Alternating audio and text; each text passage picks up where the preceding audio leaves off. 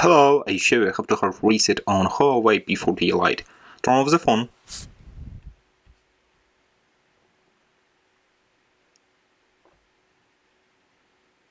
Next, press and hold the power button and volume up key for a few seconds.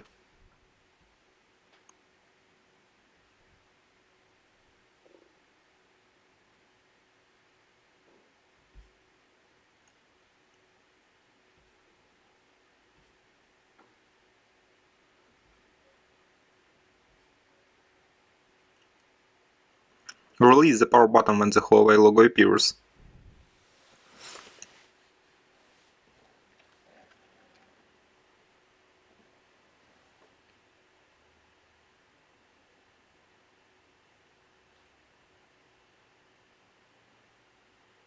Now use volume key and power button to select clear data. Now select factory reset. Here enter yes. And click factory reset.